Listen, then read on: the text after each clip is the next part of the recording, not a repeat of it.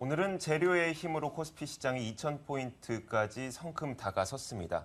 여기에다가 저희 환율이 안정이 된다면 2,000포인트를 뚫고 추가적인 상승도 가능할 것 같은데 네. 저희가 오늘은요, 올 하반기에 엔저 현상도 안정될 것이고 달러화 강세도 다소 진정될 것이라는 전망을 갖고 계신 KTB투자증권 박석현 연구위원과 함께 투자 전략 세워보도록 하겠습니다. 안녕하세요. 예, 안녕하십니까. 네, 뭔가 핑크빛 무드가 좀 조성이 되고 있는 네. 것 같습니다. 일단 지수가 올라가긴 하면서 이제 우리 투자자분들이 생각하는 것을 이제는 코스피 2,000 그 숫자만을 기대하는 건 아닌 것 같아요. 조금 더 뭐 잠깐 터치, 뭐 잠시 회복 이런 거 말고 조금 더 올라갈 수 있느냐 이걸 좀 내다보게 되거든요. 좀 가는 게 보입니까? 일단 좀 환경이 좀 좋아진 거는 엔화 가치에 대한 불안정성이 조금 진정이 되고 있다라는 부분이 최근에 어떤 시장 흐름에 있어서 어떤 기대 요인으로 작용을 하고 있는 것 같고요. 이와 함께 이제 5월 중순부터 우리나라 시장에서도 외국인 매수세가 점진적으로 좀 타진이 되고 있는 상황이고요. 오늘도 외국인 매수세가 좀 들어오고 있는 요인이기 때문에 수급적인 부분들도 점진적으로 개선이 되고 있다라고 볼 수 있을 것 같고요. 또 우리나라 시장에는 적극적으로 작용하지는 않고는 있지만 선진국 시장, 특히 이제 미국 경기나 이런 부분들이 좀 호전세가 지속이 되고 있고요. 우려됐던 둔화 요인들은 상당 부분 좀 진정이 되고 있는 것 같고요. 여기에 이제 유럽 쪽에서도 성장에 대한 어떤 정책적인 어떤 기조 전환 이런 부분들이 확인이 되고 있기 때문에 점진적으로 펀더멘털 환경 자체는 주식 시장에 좀 긍정적으로 작용하지 않을까라고 볼 수 있을 것 같고요. 한국 시장이 상대적으로 좀 부진하긴 하지만 엔화와 관련된 어떤 그런 부담 부분에서만 좀 진정이 될 수 있다면 네. 한국 시장도 2,000포인트라는 어떤 상징적인 숫자보다는 점진적으로 상승세가 좀 이어질 수 있지 않을까 예상을 하고 있습니다. 네, 그렇다면 그 상승세가 이어지는 목표치가 1차 목표치가 어느 정도일까라는 궁금증. 물론 저희 굉장히 좀 민감한 부분이기도 하고 저희가 예측할 수 없는 부분이기도 한데 어느 정도까지 바라보고 계시나요? 일단 1차적으로는 단기적으로 봤을 때는 2,000포인트 회복이 네. 일단 투자 심리 측면에서는 중요해 보이는데 단기적으로 봤을 때는 직전 고점이 2,010포인트에서 2,020포인트 정도 수준에 있기 때문에 이 정도가 좀 기대가 되고 있는 것 같고요. 연중 고점인 한 2,040포인트까지도 6월 중에는 어떤 기대를 해볼 수 있는 목표치가 되지 않을까 보여지고요.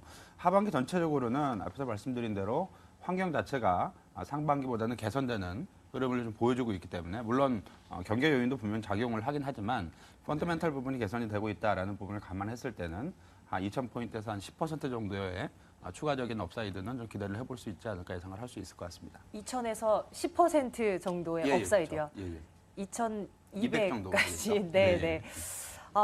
근데 이렇게 또 시장 상황이 워낙 급변동하다 보니까 혹시나 모를 변수들도 좀 알아둬야 될 것 같습니다. 엔저 부분만 하더라도 속도가 둔화된 것이지 이것이 반대로 방향을 확 틀었다라고는 보기는 아니니까요. 맞습니다. 또 이런 부분들 변수들 뭐가 있을까요? 말씀하신 대로 이제 엔화 가치가 가장 시장의 관심사고요. 네. 앞으로도 계속 그럴 것 같습니다. 일단 올해 상반기에 달러가 되게 강세를 보이면서 일단 이머징 마켓 시장이나 한국 시장이나 선진국 시장 대비 다소 좀 계속 부진했었는데 달러가 강세를 주도했었던 엔화 가치의 급락 이 부분이 진정이 될 수 있을지가 가장 큰 관건이 될 것 같고요.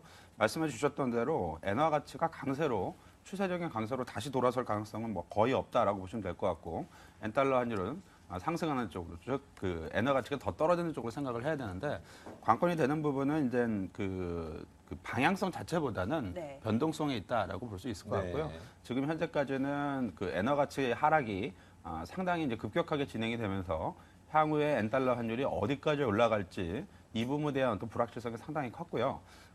엔화 가치의 어떤 급락 이 부분에 대한 전망 자체가 상당히 어려워지게 되면 한국 기업이익이나 이런 부분에 대한 전망도 상당히 불확실하게 됩니다. 주식시장 측면에서는 불확실성 변수가 가장 큰 요인이기 때문에 방향성 자체보다는 엔화 가치가 점진적으로 안정적인 흐름을 보일 수 있을지가 네. 가장 큰 관건이 되지 않나 생각을 할 수 있을 것 같고요. 올해 기준으로 엔달러 환율이 한 105엔 정도나 좀 많으면 한 110엔 이 정도까지 올라가는 흐름 자체가 좀 가시성이 좀 높아지는 그런 흐름으로 가게 됐을 때는 한국 시장에도 크게 불리하게 작용하지는 않을 것 같고요. 지금 현재 엔달러 환율은 102엔, 103엔 수준이기 때문에 110엔까지 간다고 하더라도 한 7% 정도의 상승 룸이기 때문에요. 네. 큰 변동성은 아닙니다. 관건이 되는 부분은 이제 엔화 가치가 안정이 됐을 경우에는 달러 강세 부분이 상당 부분 진정이 될 수 있을 것 같고요. 오히려 하반기에 유럽 경기 회복을 중심으로 해서 유로 가치가 좀 회복이 된다면 달러화는 약간의 어떤 약세 쪽으로도 갈 가능성이 있기 때문에 이런 부분들이 좀 코스피에 도움이 되지 않을까 기대를 하고 있습니다. 알겠습니다. 어떻게 보면 환율은 우리 시장에 다소 긍정적인 방향으로 작용을 할 것 같고 과연 수급은 어떨까 싶은데 수급도 마찬가지일 것 같긴 합니다. 근데 그 지금까지 풀렸던 유동성들이 우리나라로 많이 못 들어왔던 것 같아요. 지금까지는 뭐 일본 쪽으로도 많이 들어갔었고 네. 하지만 이제 하반기로 갈수록 뭐 위원님께서도 전망을 그렇게 하셨는지 모르겠지만 하반기로 갈수록 또 신흥국뿐만 아니라 우리나라로 그런 유동성들이 이제 들어올 가능성이 높아진다라는 이야기들도 있더라고요. 이 부분은 어떻게 생각하십니까? 일단 그 5월 중순 이후부터 아시아 시장 전체적으로 외국인 매수가 좀 늘어나고 있습니다. 그러니까 한국 시장에서 지금 나타나고 있는 외국인 매수세는 다른 아시아 시장에 비해서는 좀 여전히 좀 미약한 수준이다라고 볼 수 있을 것 같고요. 뭐 아무래도 뱅가드 펀드 매도 물량에 대한 부담이 계속 남아 있는 상황이고요.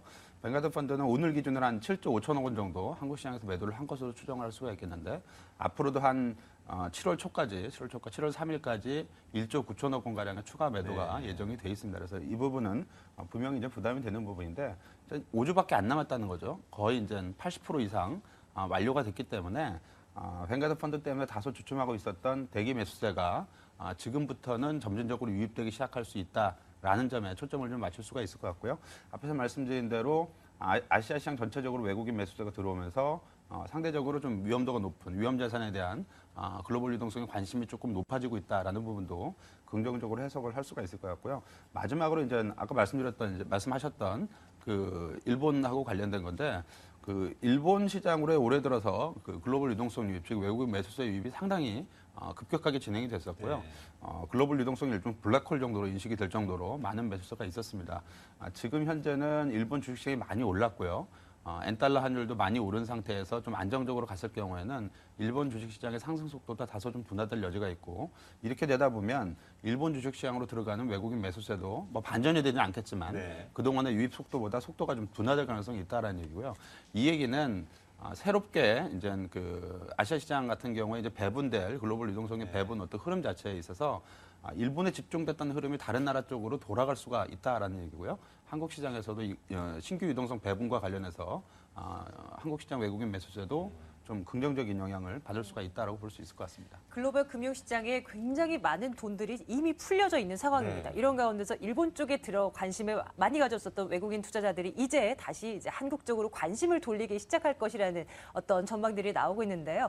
외국인 투자자들의 마음을 뭐 읽기는 어렵죠. 근데 그들이 관심을 가질 만한 섹터가 무엇일까? 이걸 계속 고민하게 되거든요.